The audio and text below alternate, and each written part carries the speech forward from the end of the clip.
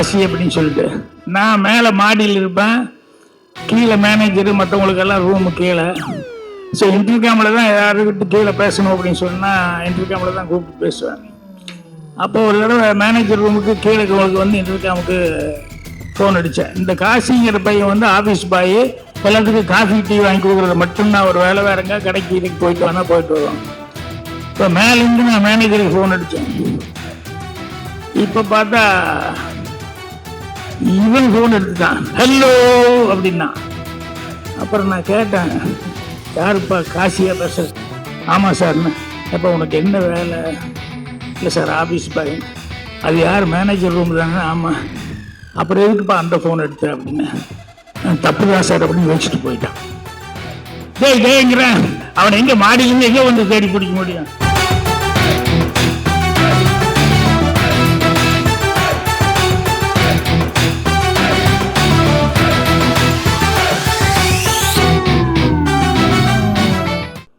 Bhagyaraj sir யார்கிட்டயோ இடம் எங்கன்னு கேட்டு தெளிவாக கேட்டுதான் சொன்னார்.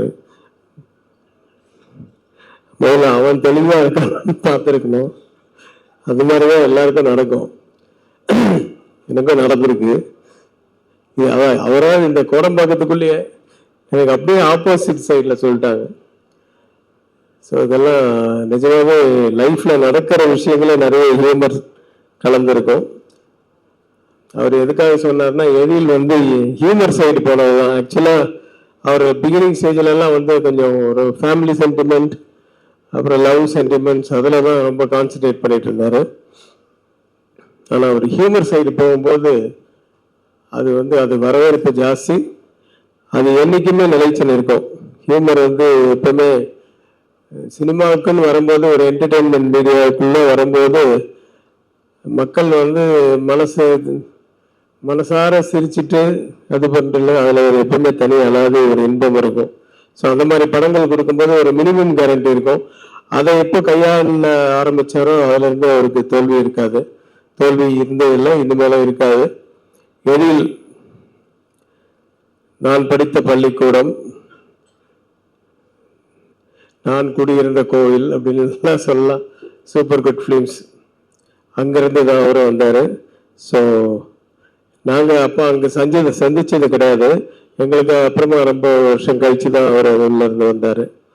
ஆனால் நேற்று சௌத்ரி சாரை பார்க்கும்போது அவர் இப்போ ஒரு மலையாளத்தில் ஒரு படம் பண்ணிகிட்டு இருக்காரு, தெலுங்குல ஒரு படம் பண்ணிட்டு இருக்காரு. அதுவும் நியூ ஃபேஸ் டைரக்டர் தான். இது எத்தனை டைரக்டர் சார்?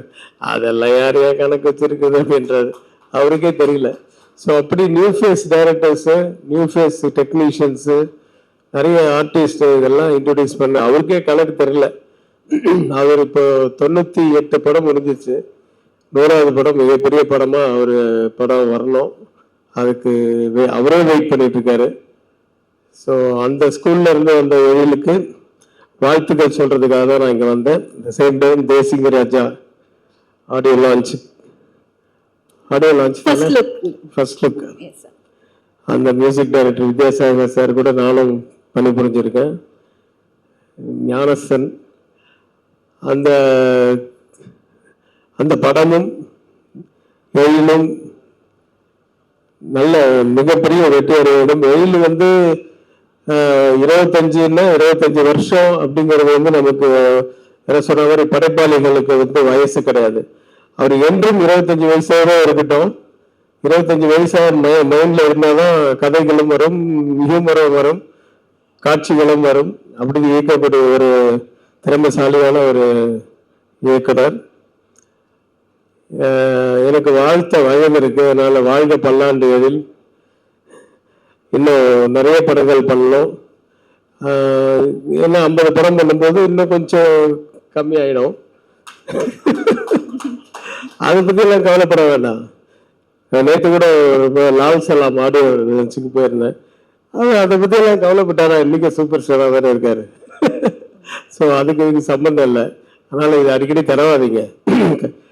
ஸோ வயசு ஆனாலும் என்னைக்குமே வந்து சினிமாக்காரங்களுக்கு அது ஒரு இளமை இது கொடுக்கும். காரணம் வந்து இந்த நம்மளுடைய கற்பனைகள், அந்த மாதிரி கற்பனைக்கு வயசே கிடையாது.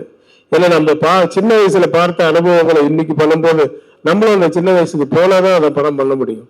ஸோ அதனால் அந்த வயசு வந்து என்றைக்குமே ஒரு காரணமாக இருக்காது. என்றைக்கும் இளமையான படங்களை எடுத்துட்டு இருக்கலாம். இளமையான படங்கள் தான் இன்னைக்கு நல்லா ஓடுது. இன்னைக்கு தேட்டர்ல வந்து ஜனங்கள் பார்க்கணுன்னா யூத்து தான் வந்து பார்க்குறாங்க. ஸோ அதனால் இளமையான படங்களை நிறைய எடுக்கணும். வாழ்த்துக்கள். எழில், என்னையும் அழைத்து இந்த விழாமடையில் இருக்க வைத்ததற்கு நன்றி. சிறப்பாக இந்த 25வது வருடம் இந்த தயாரிப்பாளர் ரவிச்சந்திரன் அவர்களுக்கும் என்னுடைய நன்றியை தெரிவிச்சுக்கிறேன். எழில் அவர்களை பற்றி எனக்கு அதிகமாக தெரியாது, அதுதான் உண்மை. என்னன்னா அவர் படங்களை தெரிஞ்ச அளவுக்கு அவரோட நான் பழகிறதுக்கான வாய்ப்பு கிடைக்கல. ஆனால் ஒவ்வொருத்தரும் சொல்லும்போது அதை மட்டும் கேட்டுக்குவேன் நான். அவர் படங்கள் அதுதான் எனக்கு வந்து மிஸ் பண்ணாமல் படங்கள் வந்து நான் பார்த்துருக்குறேன். அவர் வந்து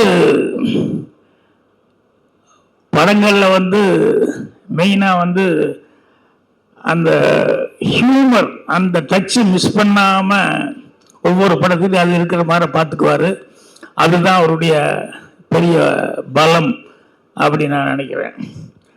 இப்போ அவர் படத்தில் மட்டும் ஹியூமர் இல்லை, நான் ஒரு ஃபங்க்ஷனுக்கு வரும்போதே ஹியூமராக தான் இருந்தது.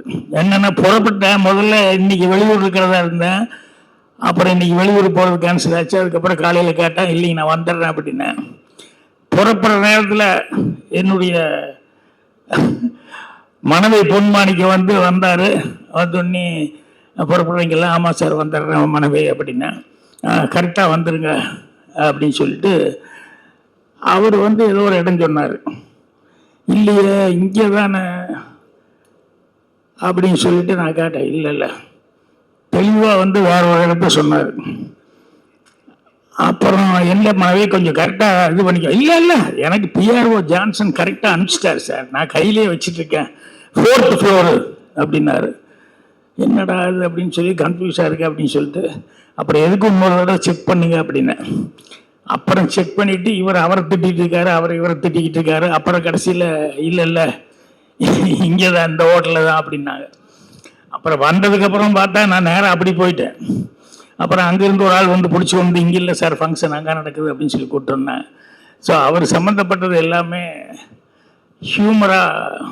அவர் அப்படின்னா அவருடைய படங்களில் அந்த ஹியூமர்கள் தான் எப்பவும் பேசப்படும். அது எனக்கு ரொம்ப பிடித்தமான ஒரு விஷயம். அப்புறம் அவரை பற்றி சொல்லும்போது எல்லாரும் ஏன்னா ஒருத்தர் கேரக்டரை வந்து ஈஸியாகவே வெளியிருந்தால் கூட அவர்கிட்ட பழகினா கூட எப்போ இவ்வளோ ஹீரோக்களோட படம் பண்ணுறாரோ அதுலேயே வந்து எந்த அளவு தன்மையாக பழகினா இத்தனை ஹீரோக்கிட்டையும் கால்ஷீட் வாங்கி படம் பண்ண முடியும் அப்படிங்கிறத வந்து ஈஸியாக நம்ம வந்து ஃபாலோ பண்ணிக்கலாம். ஸோ அவ்வளவு ஹீரோக்கள்கிட்ட வந்து அவ்வளோ தூரம் வந்து அவர் சித்திரலட்சுமன் கூட சொல்லிக்கிட்டு இருந்தார். திறமைகள் அப்படிங்கிறத விட அந்த பழகிற தன்மை, அந்த கேரக்டர் அப்படிங்கிறது வந்து ரொம்ப இம்பார்ட்டன்ட். ஸோ அவர்கிட்ட அந்த குணாதிசயம் வந்து ரொம்ப பாராட்டப்பட வேண்டிய ஒரு குணாதிசயம். ஸோ இப்போ வந்து கொஞ்ச நேரம் வரைக்கும் உடனே வந்து வாங்கினாங்க, இருப்பா கொஞ்சம் எழிலை பற்றி என்னென்னலாம் பேசுகிறாங்க கேட்டுக்கிட்டு வர்றேன் அப்படின்னா, இருந்தாலும் சீக்கிரமாக வந்து கூப்பிட்டாங்க. அதனால் அவர் வந்து அந்த தேசிங் ராஜா படங்கோட வந்து ஹியூமருக்கு அதிகமாக விமல் இவங்கெல்லாம் வச்சு ஹியூமருக்கு அதிகமாக இம்பார்ட்டன்ஸ் கொடுத்து தான் எடுப்பார்னு நினைக்கிறேன்.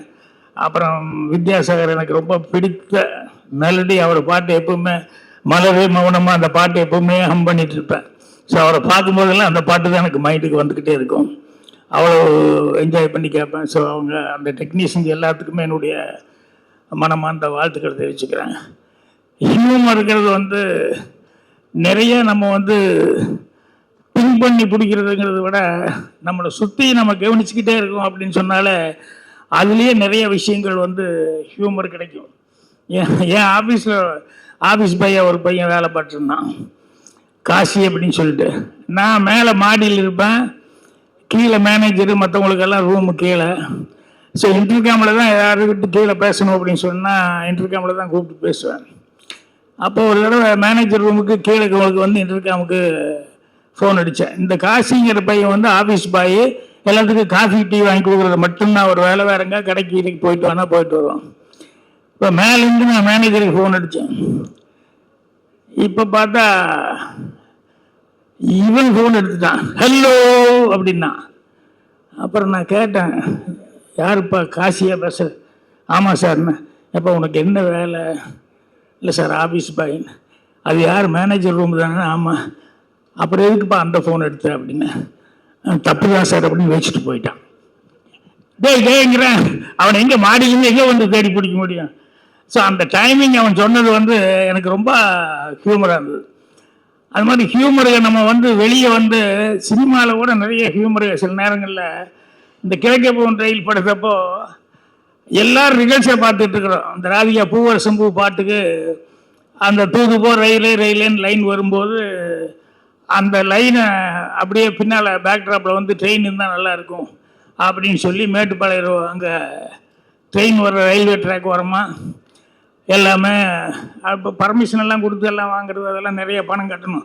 அதை விட ட்ரெயின் அப்படி போகும்போது இப்படி ராதிகாவை வந்து ஒரு சின்ன மூமெண்ட் கொடுக்க சொல்லி பேக்ட்ராப்பில் போகிற மாதிரி எடுத்துக்கலாம் அப்படின்னு சொல்லிட்டு 4:30 மணிக்கு நம்ம ட்ரெயின் வரும்னு சொல்லிட்டு 2:30 மணிக்கு சாப்பிட்டு 2:30 மணி 3 மணிலேருந்து பாவம் அந்த பொண்ணு புதுசுங்கிறதுனால அந்த நேரத்தில் ராதிகா புதுசுங்கிறதுனால கொஞ்ச நேரம் கேப்பட்ட ஒரு ரிகல்சர் அப்படிம்பாங்க. உடனே நாகரா போடுவாங்க, ரிகல்சர் பார்ப்பாங்க.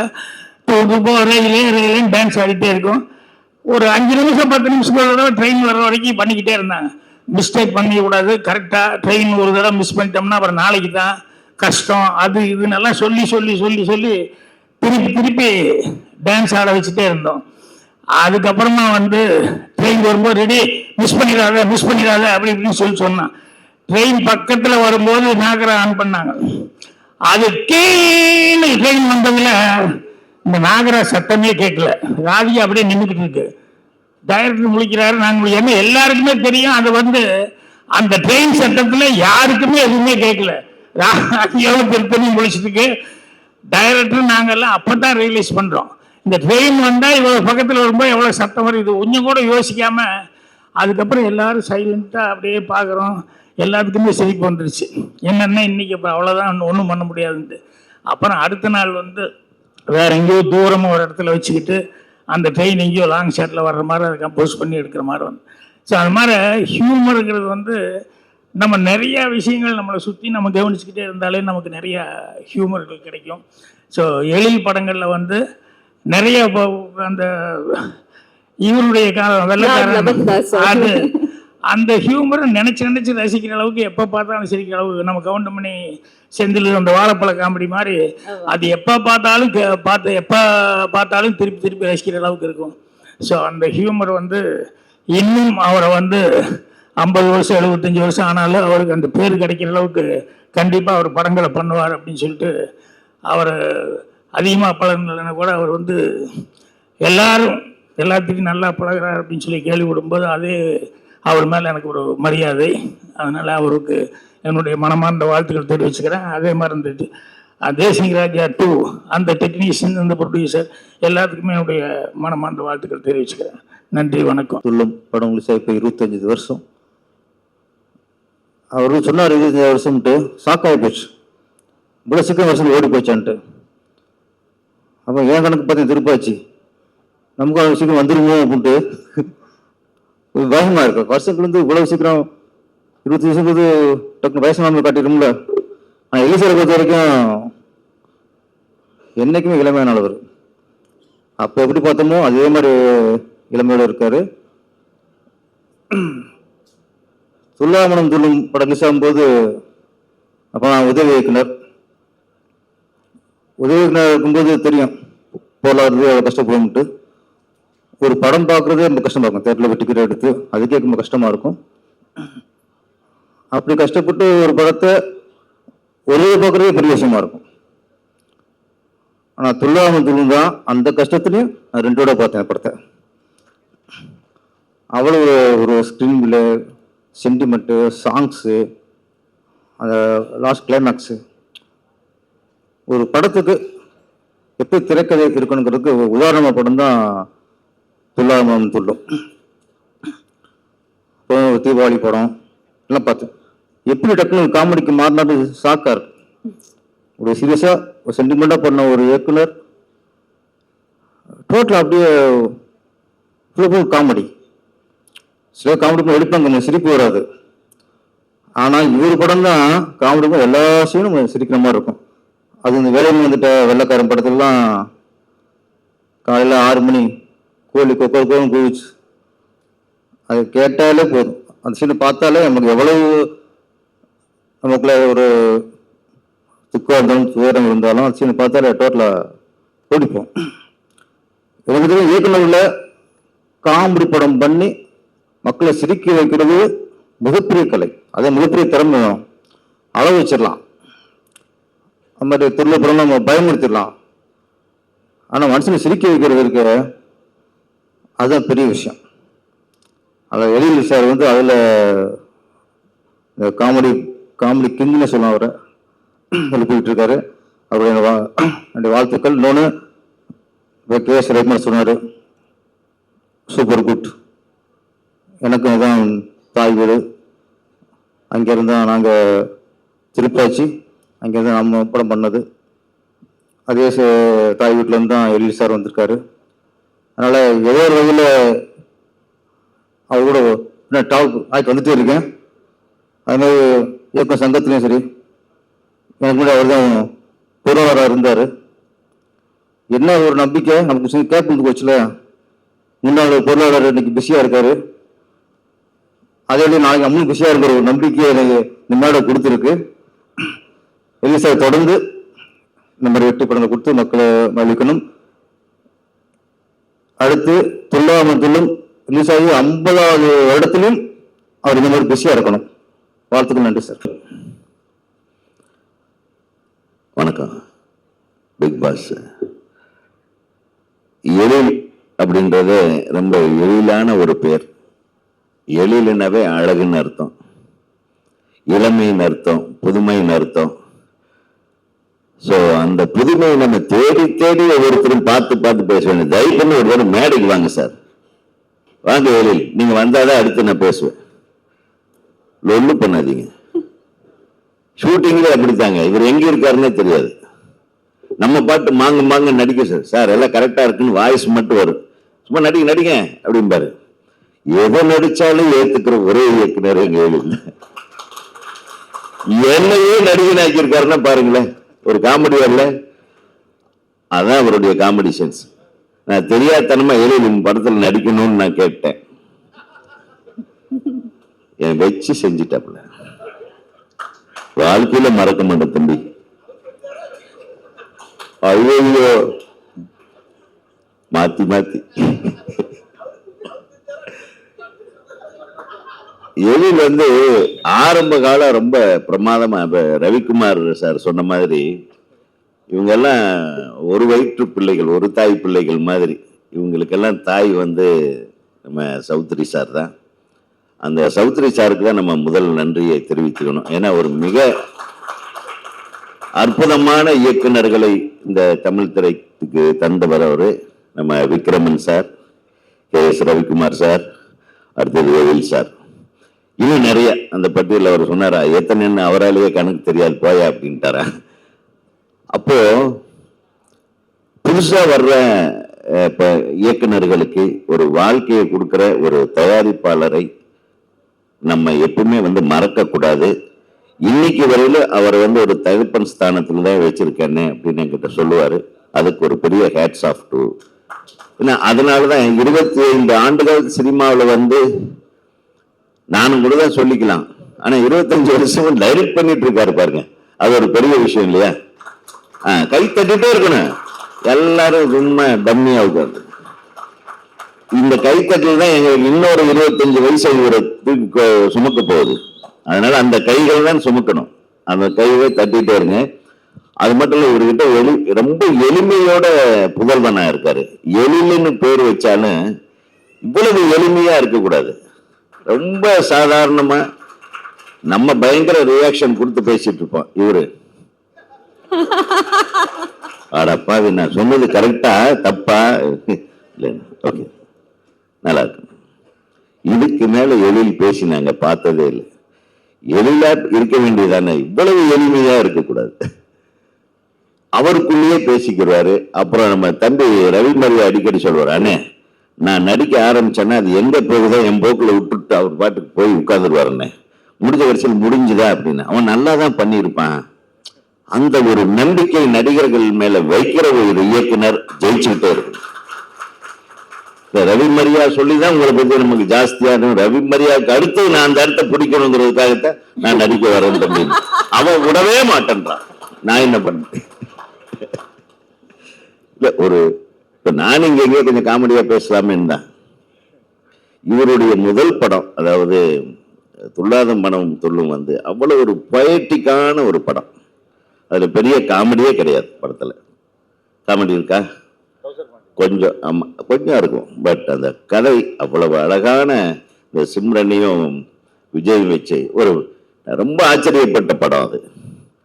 அந்த எழில் என் கண்ணிலே நிற்கிறார். அதுக்கு அடுத்தது அஜித் சார் படம் சொல்லலாம். அதுல பாடல் நம்ம இசையமைப்பாளர் எங்க அவரு வித்யாசாகர் இருக்காரு, போயிட்டு வித்யாசாகர் ரொம்ப சுப்பீரியர், ரொம்ப கிரியேட்டிவான ஒரு இசையமைப்பாளர். நானும் அவரு கூட ஒரு படம் பண்ணேன்.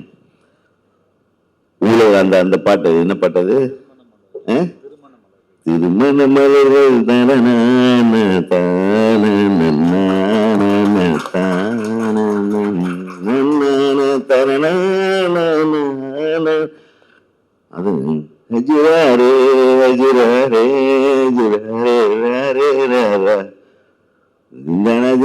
அது எத்தனை பாட்டு பாருங்க, அந்த வரிசையில தான் அதெல்லாம். ஸோ அந்த பாட்டு கேட்ட உடனே என் மனசுல ஆழமா போச்சு. அதை பார்த்தா ஹிந்திலையும் அந்த டியூன் அடிச்சிட்டானுங்க, திருப்பி தமிழ்லயே வேற ஒரு மியூசிக் டைரக்டர் அதை வேற மாதிரி மிகப்பெரிய இசையமைப்பாளர். அவர் வந்து தேசிங்கராஜா 2ல என் படத்துல மியூசிக் பண்றது, என்னுடைய சுபாஷ் படத்துல பண்ணாரு, பிரமாதமா பண்ணாரு, எல்லா பாட்டும் அருமையா பண்ணாரு. அதுக்கு அடுத்தது உங்களுக்கு தோளோடு தோல் சேர்ந்து பயணிக்கிற உங்கள் படத்துடைய அனைத்து ஹீரோக்களுக்கும் நடிகர் நடிகைகளுக்கும் நான் வந்து என் மனதார நன்றியை தெரிவிச்சுக்கிறேன். ஏன்னா ஒரு இயக்குனரோட நன்றி உணர்வோடு பயணிக்கிற நடிகர்கள் ரொம்ப குறைவுங்க. இப்ப மேட்டருக்கு வர்றேன். உலகத்திலேயே நன்றி உணர்வை வெளிப்படுத்தக்கூடியவர்களாக இருந்தால் தமிழ் திரையுலகம் இன்னும் மேம்படும் என்றது என்னுடைய கருத்து. இவர் 25 ஆண்டுகள் அல்ல, இது வந்து ஒரு வெறும் வருஷம்தான். இவருடைய கிரியேட்டிவிட்டிக்கோ என்னுடைய கிரியேட்டிவிட்டியோ அது ஆர்கே செல்வமணியோட கிரியேட்டிவிட்டியோ பேரரசோட கிரியேட்டிவிட்டியோ என்னைக்குமே யங்கு தான். நாங்க யங்கு தான். பாருங்க எப்படி லுக், எப்படி கெட்டப்ல இருக்க பாருங்க. யாரு சொன்னது எங்களுக்கு வயசாச்சுன்னு? ஏன் இது நீங்க இல்ல, உங்களுக்கு சொல்றாங்களேன்னு எனக்கு கொஞ்சம் டென்ஷன் ஆயிடுச்சு. இன்னும் 50 வருஷம் சொல்லுங்க, இன்னும் 100 வருஷம் சொல்லுங்களேன் தாராளமா. என்ன கெட்டு போச்சு? பண்ணுவோம், பண்ண வைப்போம், உங்க படங்களை பார்ப்போம், ரசிப்போம். ஏதோ ஒரு இடத்துல அங்க உங்க கூட இருந்து நான் டென்ஷனாவது பண்ணிட்டு இருப்பேன், நடிச்சாவது டென்ஷன் பண்ணுவேன், அல்லது கூட இருந்தாவது டென்ஷன் பண்ணுவேன். நான் மிகவும் நேசிக்கிற அன்பின் பிறப்பிடம், அன்பின் இருப்பிடம், அன்பின் உறைவிடம், எல்லா இடமும் என் அன்பு தம்பிக்கு சொந்தம். வாழ்க. 25 இன்னும் 100 ஆண்டுகள் இருக்கட்டும். வாழ்க வாழ்க. Thank you Udhayakumar sir. விமல் சாரை பத்தி சொல்ல மாட்டேன். விமல் என்ன எப்படி நல்லா பையனாட்ட இருக்கீங்க, ரொம்ப சந்தோஷம், ரொம்ப சந்தோஷமா இருக்கு குடும்பத்தோட இருக்கீங்க. ஆனா ஜாலியான நடிகர். ரொம்ப நான் ஒரு கூட ஏற்கனவே ஒரு படத்துல மாமனார் கேரக்டர்ல நடிச்சேன். உண்மையாகவே அந்த மாமனார் மாதிரி ரொம்ப மரியாதையா வச்சிருந்தார். ஏன்னா ஹீரோயின் அழகா இருப்பாங்க. என் மக ரொம்ப நேசிக்கக்கூடிய கதாபாத்திரம். அவர் எங்க இருந்தாலும் வந்து போன் அடிச்ச உடனே எடுப்பாரு. எனக்கு அவருடைய படத்தை பார்த்து மிக வியந்து போன அவருடைய ஆக்டிங் வந்து என்ன படாது, வாகை சுடவா, வாகை சுடு. Wow, excellent, you are great artist. நீங்க தொடர்ந்து இந்த டைரக்டர் கூட உங்களை வேற லெவல் கொண்டு போயிடுவாரு. Wish you all the best கண்ணு. தேங்க்யூ.